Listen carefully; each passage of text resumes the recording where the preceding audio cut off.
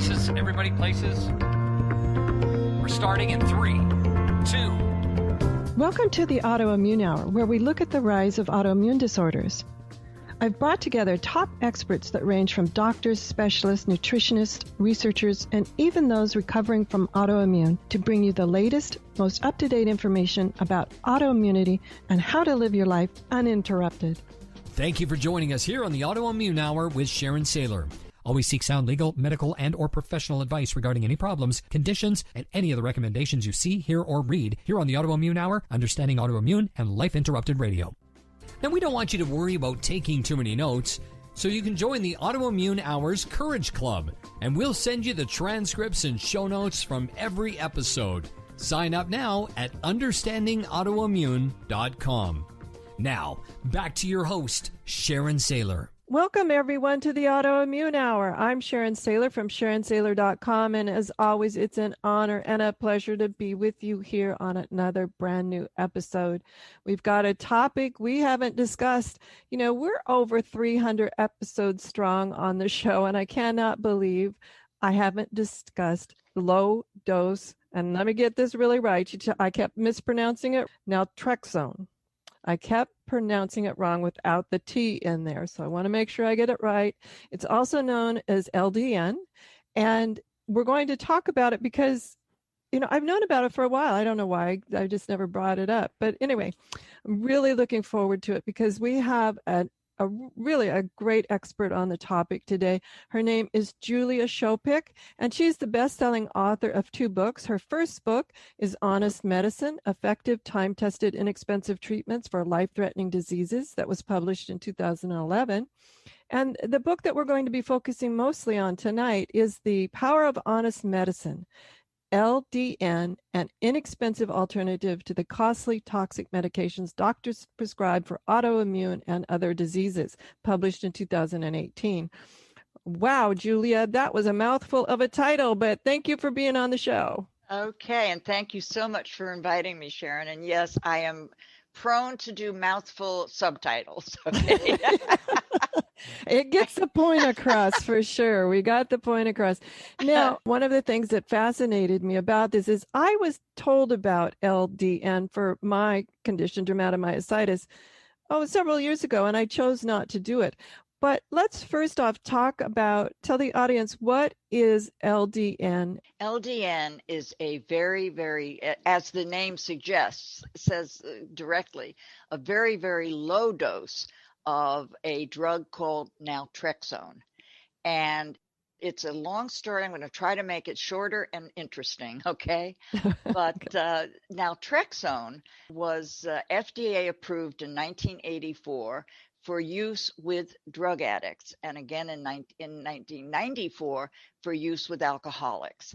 And here I'm going to get into is the medical terminology. It's supposed to block opioid receptors and make it such that the drug, either the heroin or the alcohol, does not affect the person who took the drug, who took the naltrexone. Well, at the very time when it was FDA approved in 1984, a man named Dr. Bernard Bahari was working with drug addicts in New York. And he was a very, very well-known, prestigious doctor. He was double board certified in neurology and psychiatry. He was working with drug addicts at this time, as I said. He was head of all of the programs for drug addicts in the city of New York. And at one point, he was head of all the methadone clinics. So in other words, this was a pretty solid guy. Yes. And he was like, oh my God, I'm going to try this naltrexone. And by the way, I didn't say this, but Sharon, it was FDA approved at 50, that's 50, I'm saying that slowly, milligrams. And doctors were using it for drug addicts at this time in 100 and 200 milligrams. I mean, a doctor can prescribe higher doses, And Dr. Bahari was like, oh, I've got to try this. And he did. And he said, oh my God.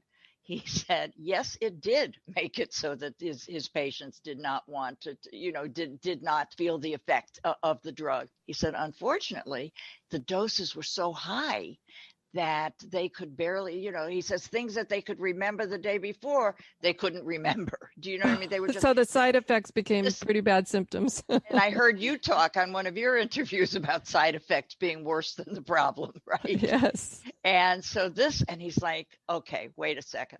He says, wait. Because he was a curious doctor, which I'm sorry to say there are not enough of, right? He said, but wait a second. It seems to be having an effect on this disease that is not yet named, HIV/AIDS. It seems to stop the progression. So he says, I wonder if I lowered the dose of this naltrexone, could I keep the good effects and get rid of the bad effects? And let's see what we can do. So he did. And he was a very patient man. He titrated it down from 50 milligrams all the way down and was seeing results. He was testing it every phase, and he got it down to, I believe at that time it was 3 milligrams or 4, and it was still having the good results. From 50, from yes. the 100 to 50 to under 5. Yes. Wow. And it was still having the good results, as far as the immune system. It was helping people. So this is what happened that at least legend has it that his daughter had a good friend who had multiple sclerosis. And at that time, there were no drugs that were FDA approved for multiple sclerosis. And she said, what am I going to do? Ask your dad, if this might work for me. So she did. And Dr. Bahari said, at this dose, there are no side effects, sometimes vivid dreams, but that's it. Why don't we try it? So he tried the now called low-dose Naltrexone. He coined that term. He tried it for his daughter's friend. And lo and behold, her symptoms stopped progressing. Excuse me. And then, at this time, there was not the internet the way there is now, that's how people find out about LDN now, is the internet.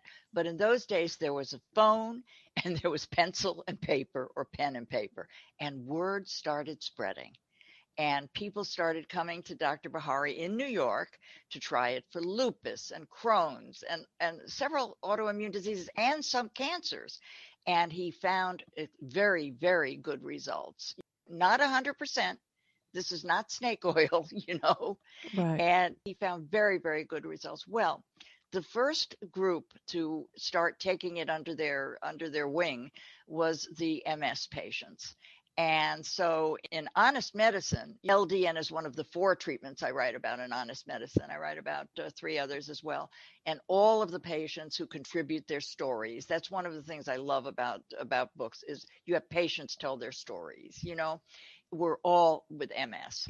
And then after my book was published, after Honest Medicine was published, I began to hear stories of, personal stories for all these other kinds of conditions that we mentioned previously, the fibromyalgia, the Crohn's, the lupus, some cancers, etc.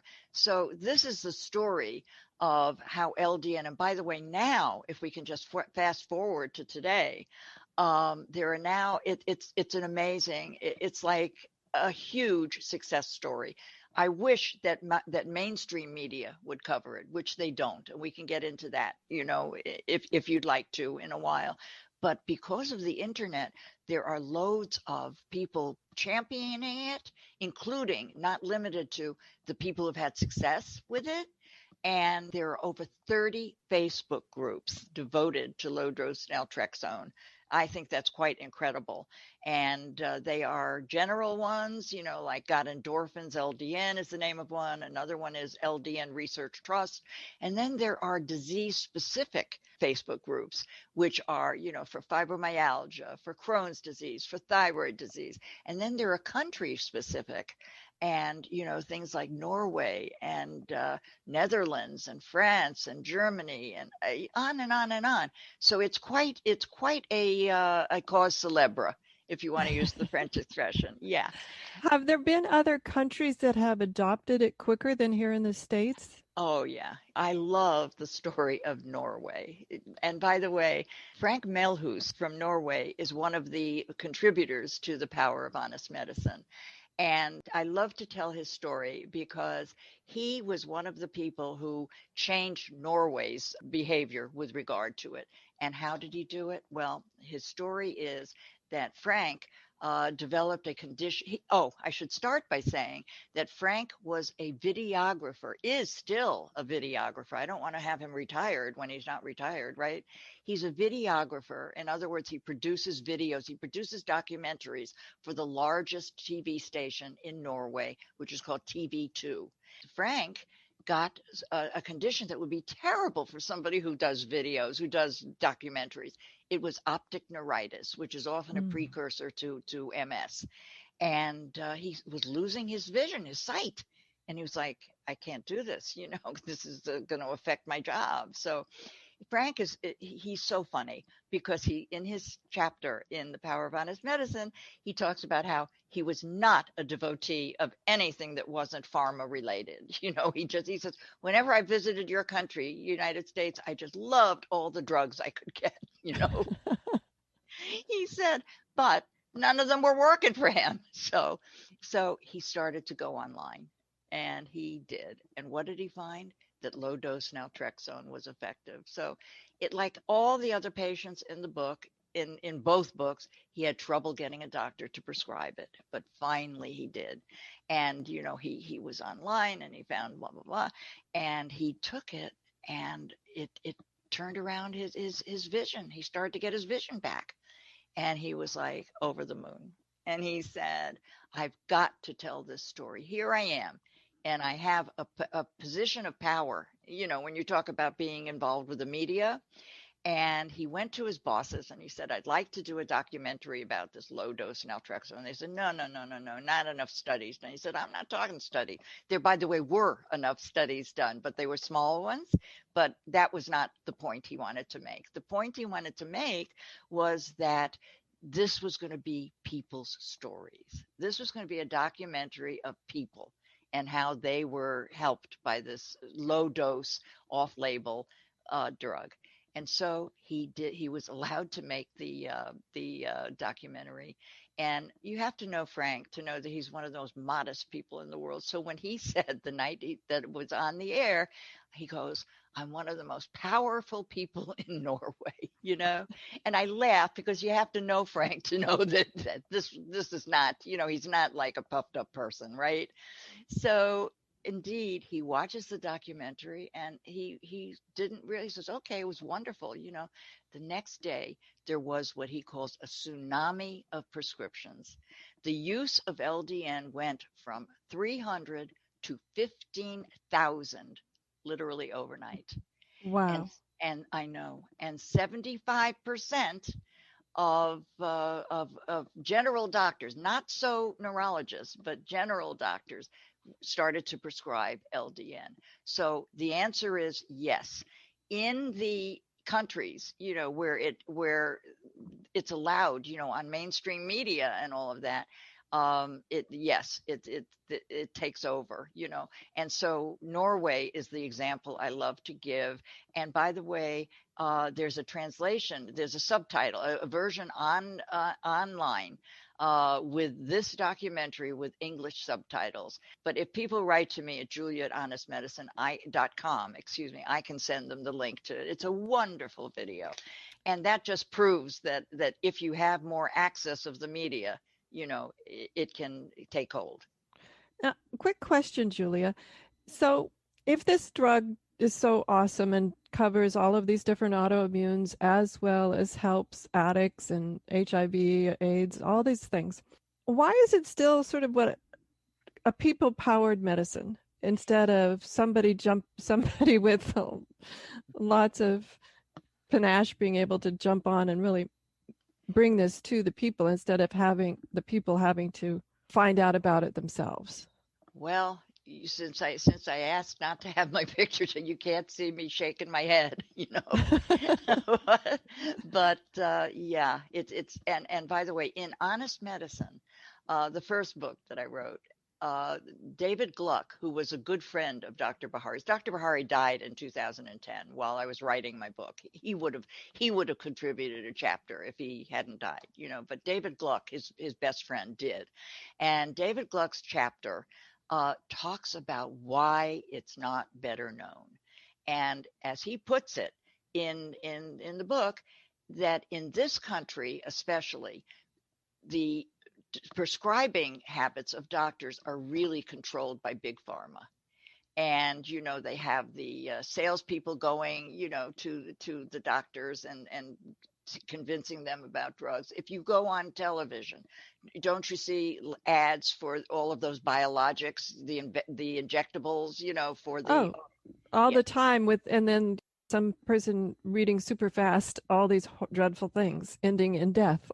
Oh, ending in death. My favorite, though, my very favorite is, and I can never pronounce it. I should just say supercalifragilistic. It's PML, which is a brain disease. And you will hear that if you listen to the quickly spoken, side effect. They talk about a very serious brain disease, which, by the way, kills. And that is a side effect of some of these drugs. But we are in a country, and I'm afraid the world is kind of influenced by pharma too, but not as much, where it's a problem.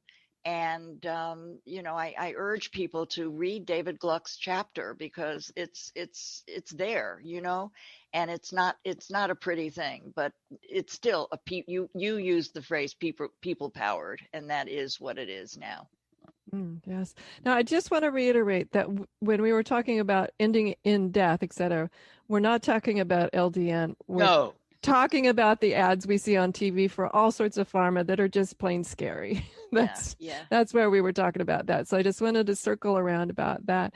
Now, the problem in my mind with something like a people-powered medicine is getting viable studies. Too often it's word of mouth.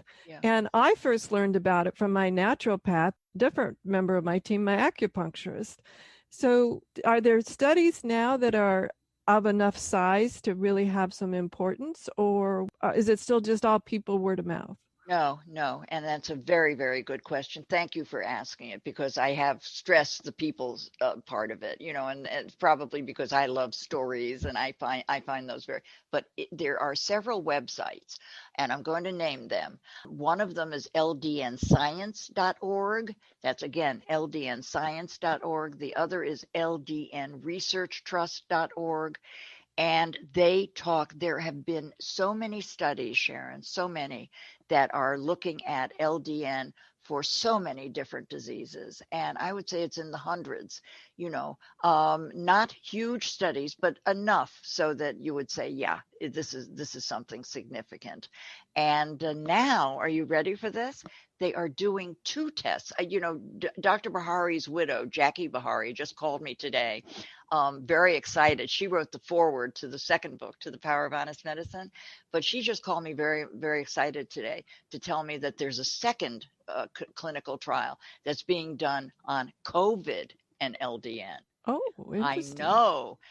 And are you ready for this? 2 of them, both of them are being done in Michigan, and I can't figure that out. One of them is being done with the Beaumont Hospital System. That one's double-blinded, the typical, 3, double-blinded, blah, blah, blah. And that one has 500 patients, and that one is not going to be ended until August of 2021. And the one I just learned about today is being done in Ann Arbor. So I presume that's University of Michigan. And that's only, I believe, 80 patients. So that's a smaller study, and it's not double-blinded. But it makes perfect sense because we didn't really discuss what it is that LDN does, which is it makes the immune system work correctly in those people that it works for. Okay? I want to stress that it doesn't work for everybody, but it does work for a large percentage. And it makes the immune system, it doesn't do what most of the drugs for autoimmune diseases do. You know how they try to get the immune system shut down. Right. When I was hearing they were doing large doses of steroids, I shook my head. Yeah, it works, but it's, oh my goodness, lots of side effects. Lots of side effects. And that's not, LDN does not do that. LDN, Dr. Bahari used the word modulates.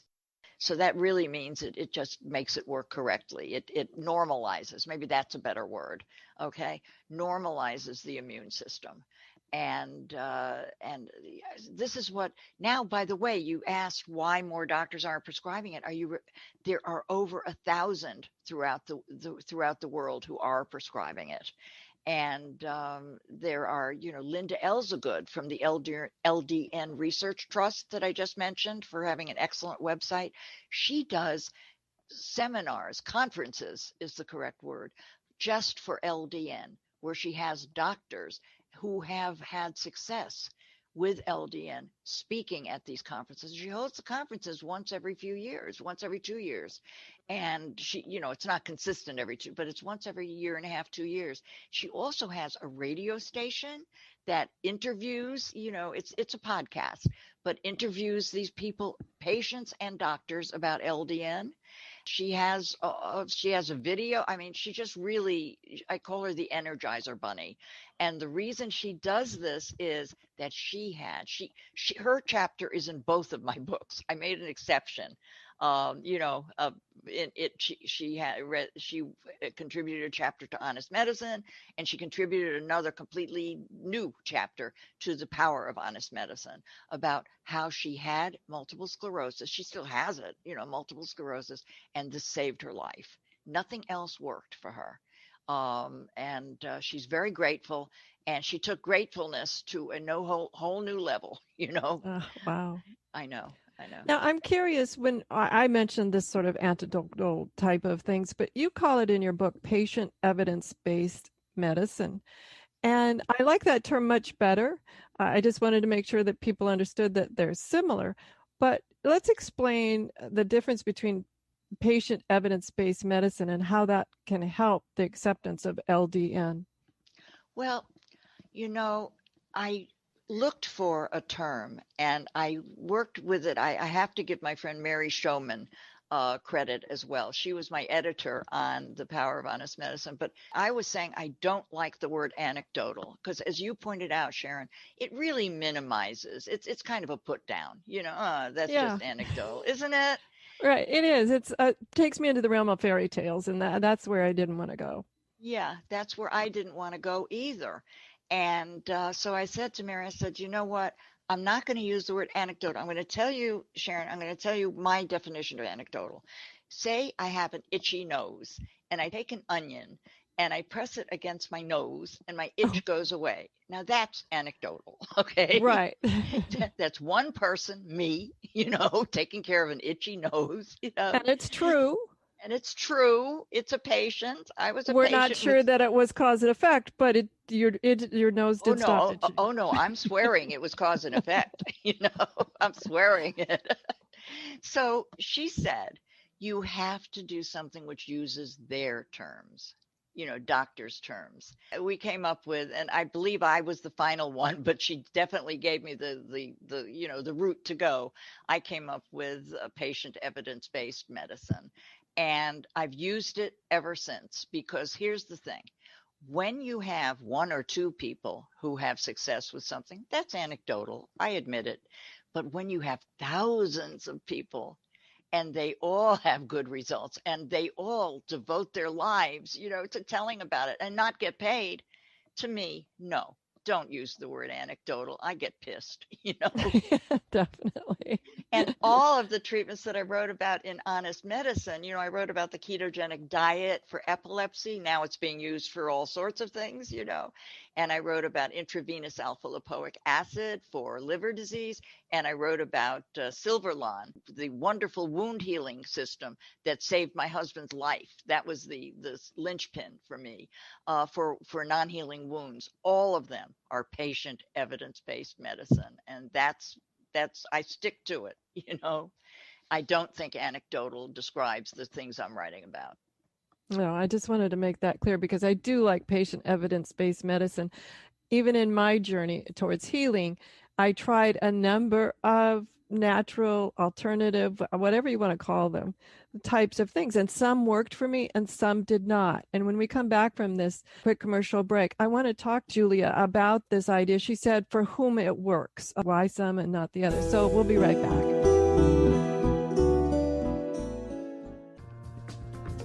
Life Interrupted Radio will return after these messages from our sponsors. It's great sponsors like these that keep this show coming to you every week. Be sure and stop by lifeinterruptedradio.com to learn more. Your conscious lifestyle on steroids. OMTimes Radio. IOM FM. Hello, I'm Lisa Berry. Join me every Monday at 1 p.m. Eastern Time for Light on Living. A chance to see new, hear different, and feel more as I shine the spotlight on all the ways to lighten the load of life's challenges. Light on Living is your link to that new way you're looking for, that new understanding that will enhance your life, and that positive connection that will support your growth. So join me and you'll gain insight and start to see things in a new way that motivates you. OMTimes Magazine is one of the leading online content providers of positivity, wellness, and personal empowerment. A philanthropic organization, their net proceeds are funneled to support worldwide charity initiatives via Humanity Healing International. Through their commitment to creating community and providing conscious content, they aspire to uplift humanity on a global scale. OMTimes, co-creating a more conscious lifestyle. Listen and imagine.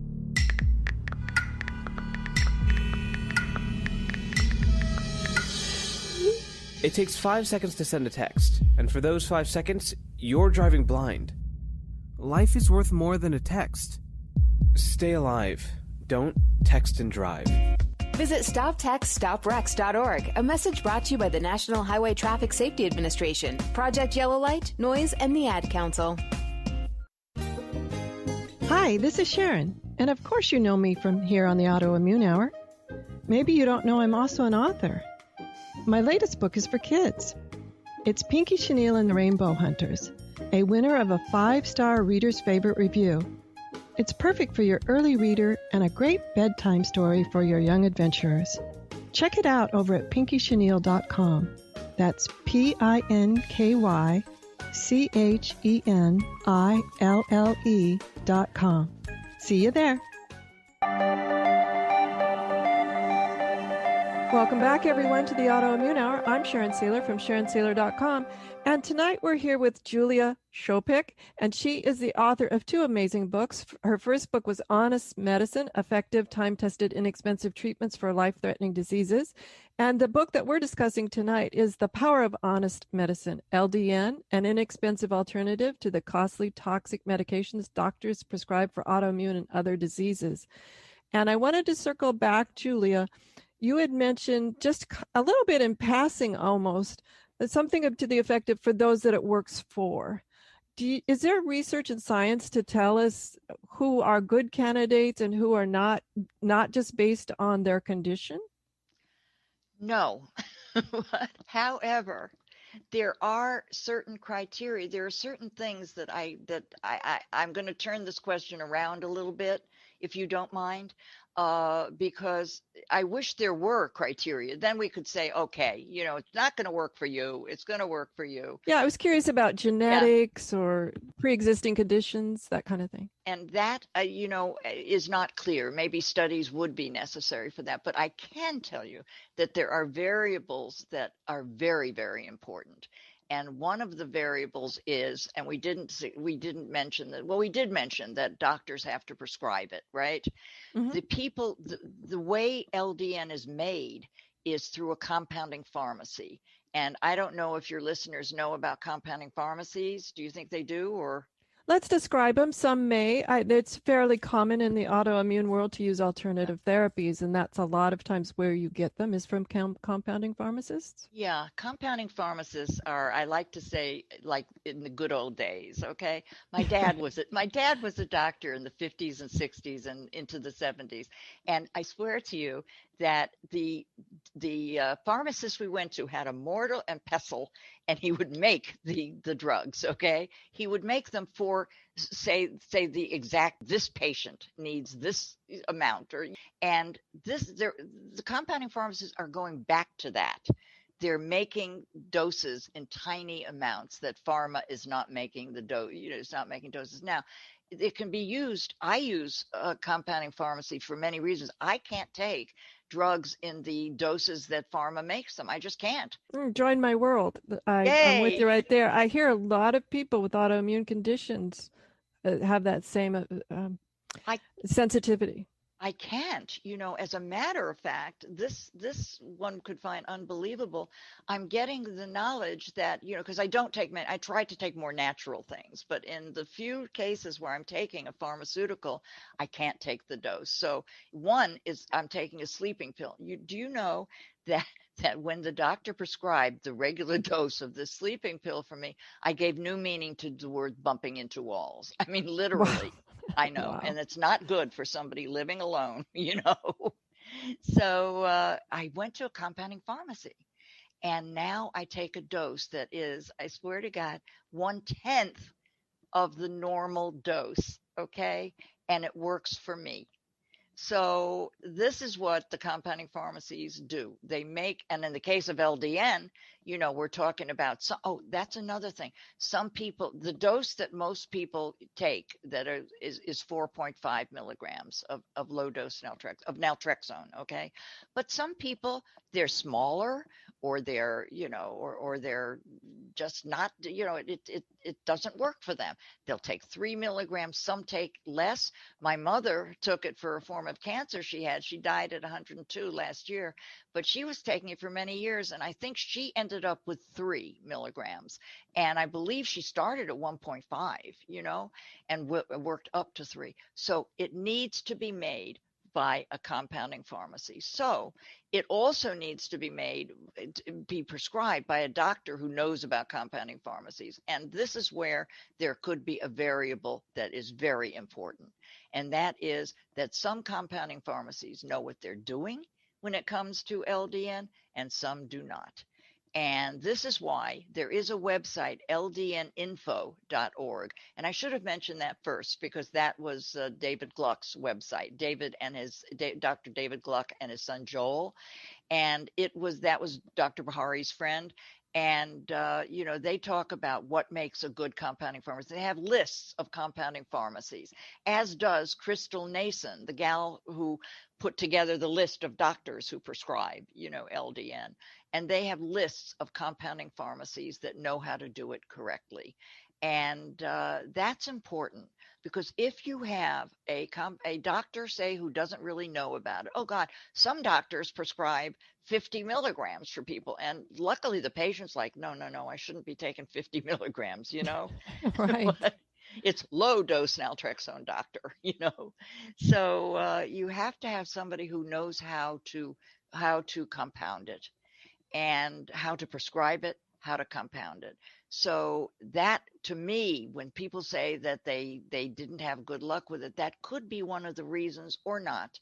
Also, and this is something else, that people were very rigid in the beginning about, Dr. Bahari recommended that you only take LDN at night, because that's when opioid receptors can be blocked. Well, there are several people who did get sleep disturbances, from it. And some of them have started taking it earlier in the day, and that works for some of them. So some of them, what I'm trying to say is, they'll give up if they get side effects, from taking it at night. When one of the people in the second book, in the Power of Honest Medicine, Kathy Shu, takes it for psoriasis, and she was getting sleep disturbances, although most people, it resolves, after a while. And she started taking it in the beginning of the day.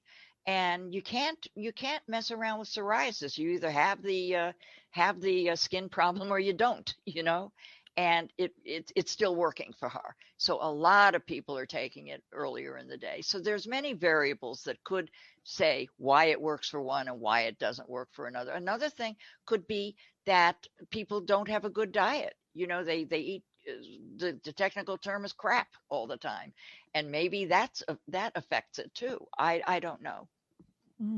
Now, I'm curious, we've skirted around the edges, and I don't know why I've thought this. I don't know a lot about LDN, as you know, but I've always been under the impression that it sort of makes you feel good. Is that true? And what do you feel when you're taking LDN, if anything? Sharon, excellent question. It raises endorphin levels, which is something I didn't mention before. I said it normalized the immune system. It also raises endorphin levels. And what are endorphins? They're the feel-good hormones, right? And so, yes, a lot of people do feel a lot better taking it. And in Honest Medicine, my first book, Malcolm West describes that people in his family are taking it for depression. And I've spoken with some psychiatrists who actually prescribe it for depression. So yeah, that is a side effect. And whereas you mentioned in one of your interviews that I listened to, the fact that you got a lot of the side effects from the drugs you were taking. Yes, the heavy-duty autoimmune suppression drugs, major side effects.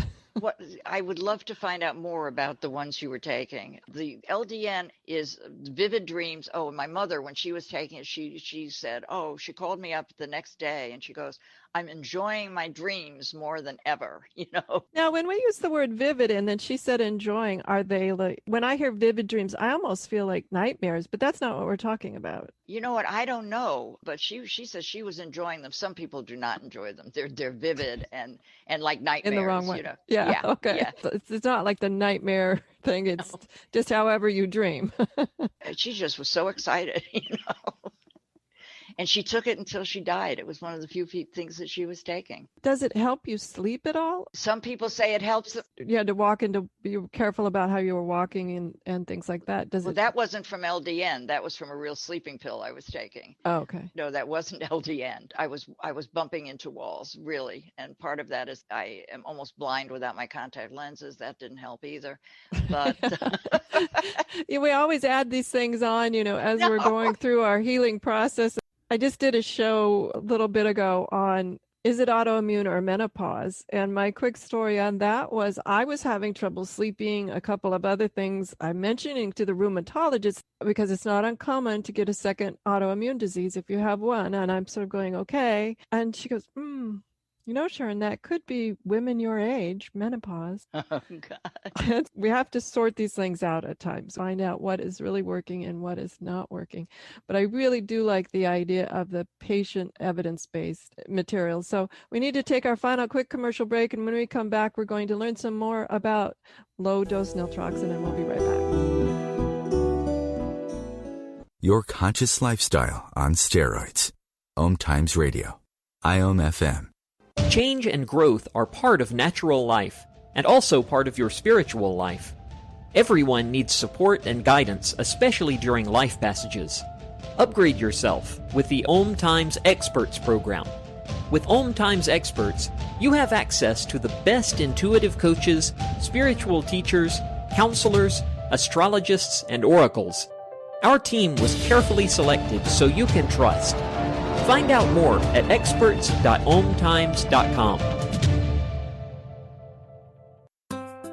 Grab a cup of tea or a glass of wine and tune in for inspired conversations with publisher Linda Joy on Tuesdays at 2 p.m. Eastern.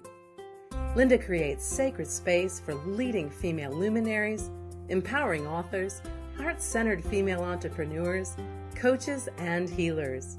A soulful venue where guests openly share the fears and obstacles they've overcome, wisdom and lessons learned, and the personal journey that led them to the transformational work they do in the world. Inspired conversations to empower you on your path to authentic, soulful living. Research shows we apologize up to 10 times a day, and most of the time, we say sorry as a response to someone else's mistake. What if we thanked people instead of all that unnecessary apologizing? So instead of saying, sorry, I'm rambling, you say, thank you for listening. Join us at projectforgive.com, a free, non-religious resource on global forgiveness.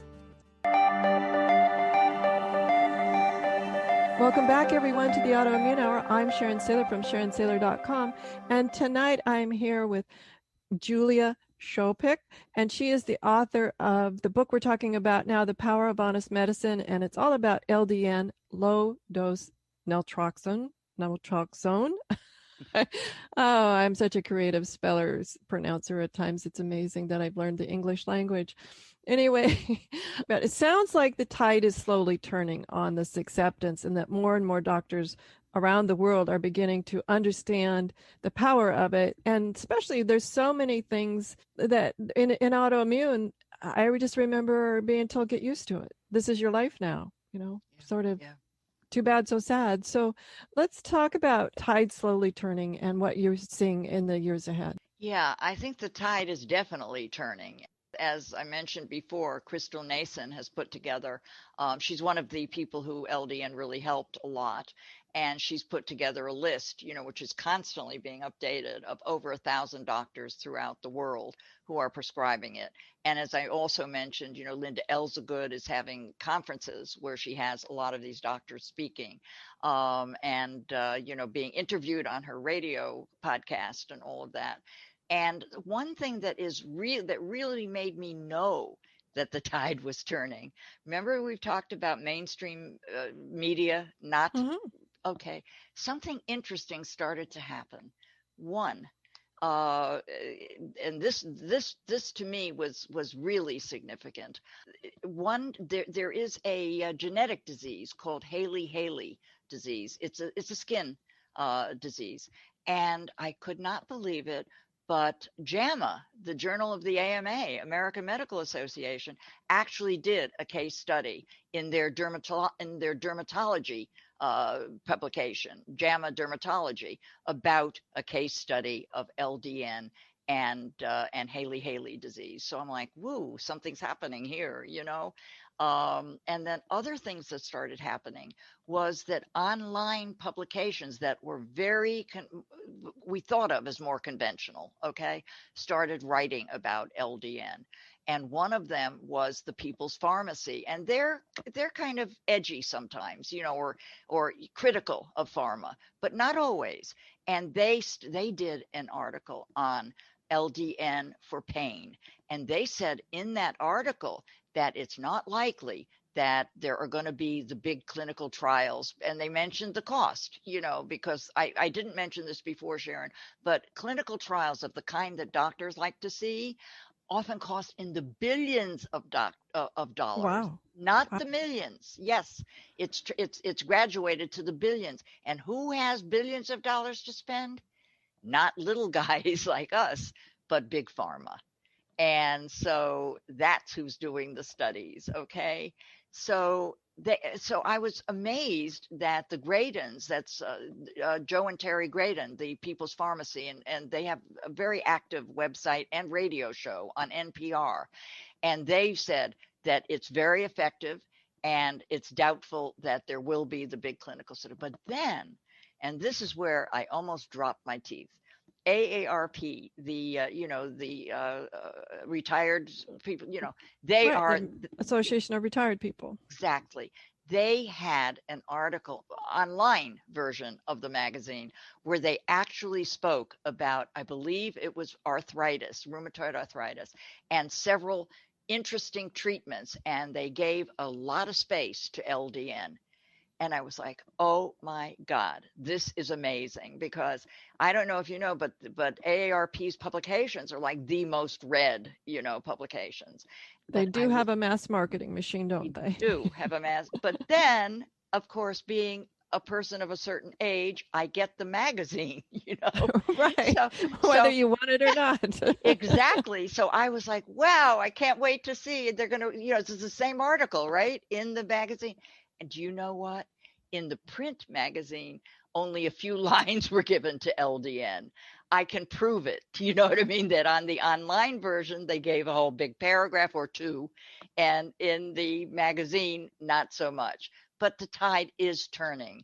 If you are getting major mainstream publications to publicize it even a little bit.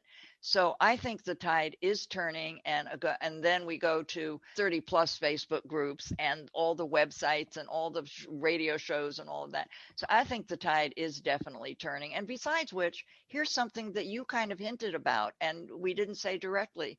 A lot of people are not getting any good results from the medications that they're taking. And now that, those medications are expensive. I don't know if you know, but the biologics, the ones that are injectables and transfusibles, they often cost per patient over $100,000 a year. Yes, I have several friends on them. And your book, The Honest Medicine and The Power of Honest Medicine, you have a lot of patient first stories where you've talked to these people and they've told you their story and after trying conventional medications. Yeah. And I found that fascinating. It's really interesting to me, the wide variety. Every one of them, they went to their doctors and, oh God, Sharon, their doctors would keep giving them these terrible, in cases where, by the way, I'm not going to hear from people for whom the regular medicines worked, obviously, Right. But all of these people, they told their doctors, I'm having terrible side effects. And their doctor said, well, keep on. It'll get better. And it never did with them. And then when they found out about LDN, in so many cases, in most cases, the doctor said, no, I'm not prescribing it for you. And this is great. One doctor said, okay, I'll prescribe it for you if you keep taking the biologic along with it.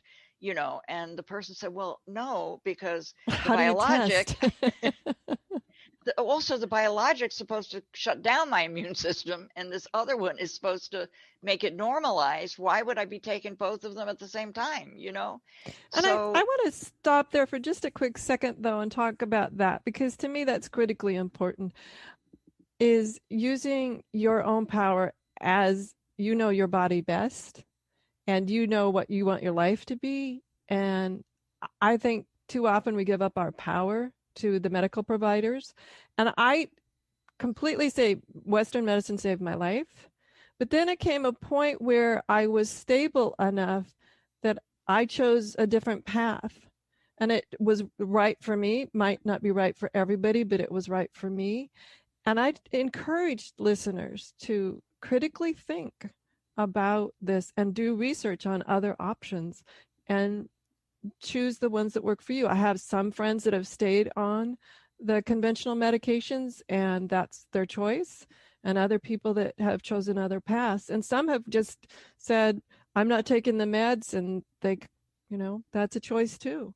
But yeah. I just want to say that, this is not bashing conventional meds. They have saved people's lives for sure, get good results. But I've often wondered if they really need to be lifelong, like a lot of my doctors said when they first put me on the heavy duty medications that caused so many major side effects. I call them symptoms because after a while that was all the same to me. Yeah. I've just wondered, and I had to struggle when I said I'm going to wean myself off these. And the doctors were not pleased about that, I take it? Oh, no, not pleased at all. Yeah. And I don't understand that. I really don't, because if you're talking about side effects that, as you mentioned, by the way, the doctors will often give you medications to take care of the side effects. So right. A lot of people are on 10, 12 medications, and half of them are to take care of the side effects. And God knows they've never done clinical trials about how do these 10 drugs that you're on work together, And we have, in the case of one of the ketogenic diet, for epilepsy, these children are on like 6 meds at a time.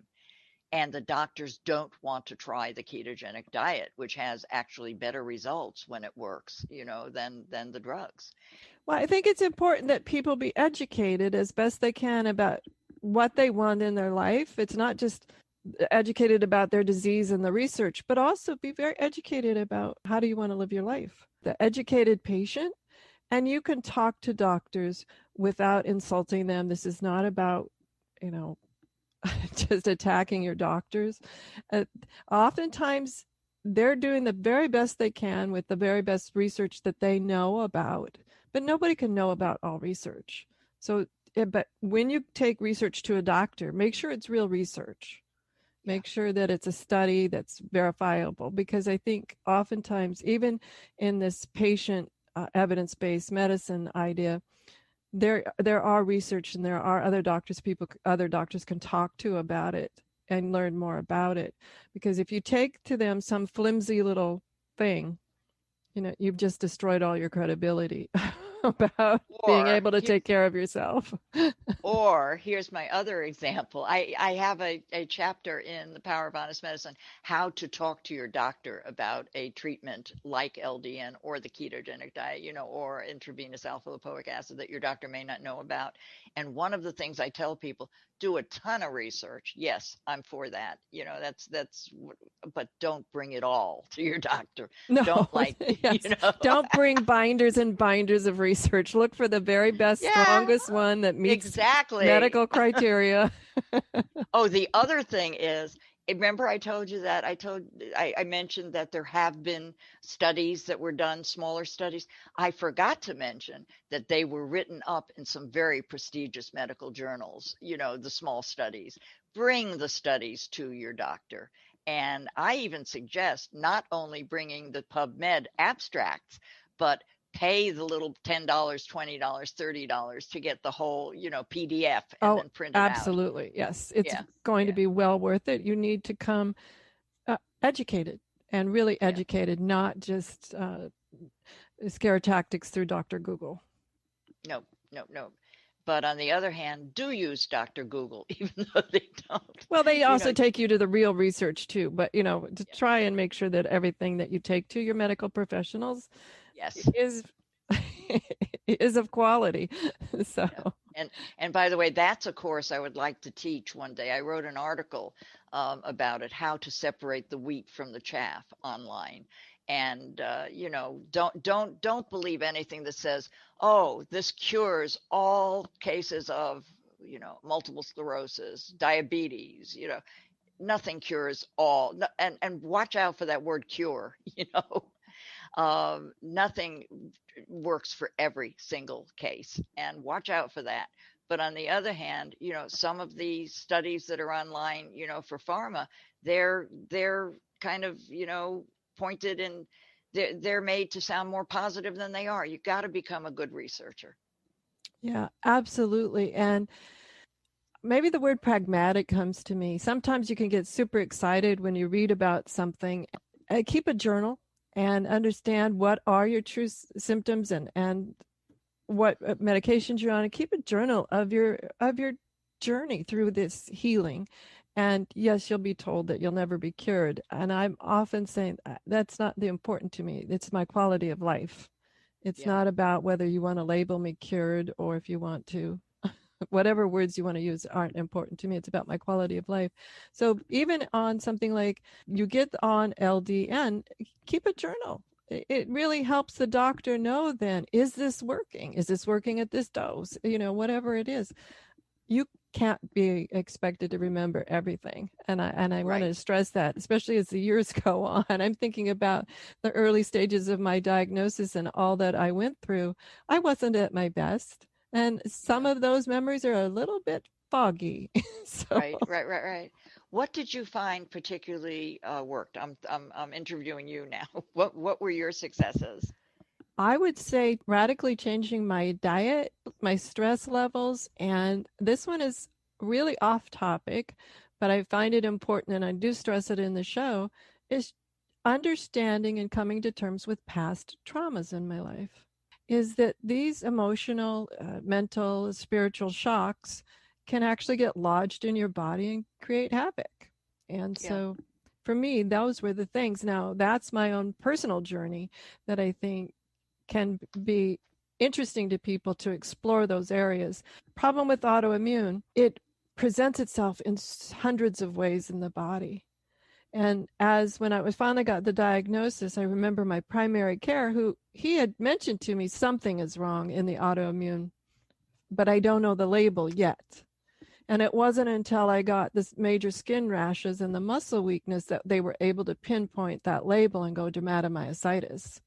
So that's the thing to remember is that here again, I'm coming back around. You can do lots of things and you can feel like you've got an autoimmune, but until they can actually label it, it's really tough to do it. So I'm a big fan of keeping health journals. It sounds pretty, some people, oh, that just sounds like a lot of work. But over the years, I found it's really saved me a lot of time.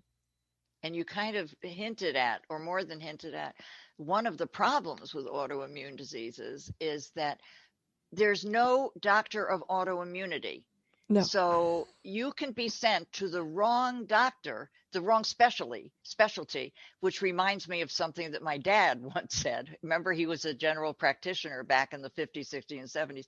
And he was like, there's going to be so many, he used the word damn, specialties. One day there'll be a doctor of the big toe. And that has come to pass. Absolutely, Julia. You and I could go on and on about this topic, but we're down to 3 minutes. I cannot believe it. Tell us more about you and where to find your books and give us your website. I'm going to sound really boring because everything has honest medicine. If you put honest medicine in Google, I come up first. My website is honestmedicine.com. My books, both available on Amazon in both print and ebook. And I'm on Facebook, and I have a Facebook site for my books, which is Julia Schopick Presents Honest Medicine. And so that's how to reach me. And I hope people will friend me on Facebook and go and join or like my page, Julia Schopick Presents Honest Medicine. I think I post some pretty interesting stuff. I enjoy Facebook. Everyone, that's Julia Schopick. She's the author of the 2 Honest Medicine books. Check them out. And everyone, have a great week, whatever your adventures. Join me next week for another brand new episode. Enjoy. The information provided on the Autoimmune Hour, Understanding Autoimmune, and Life Interrupted Radio, including the websites understandingautoimmune.com and lifeinterruptedradio.com, plus social media, is for educational purposes only. What you read, hear, and see on the Autoimmune Hour, Understanding Autoimmune, and Life Interrupted Radio, and its websites, and other media outlets is based on experience only. The information should never be used for any legal, diagnostic, or treatment purposes. Always seek sound legal, medical, and or professional advice regarding any problems, conditions, and any of the recommendations you see, hear, or read here on the Autoimmune Hour, Understanding Autoimmune, and Life Interrupted Radio.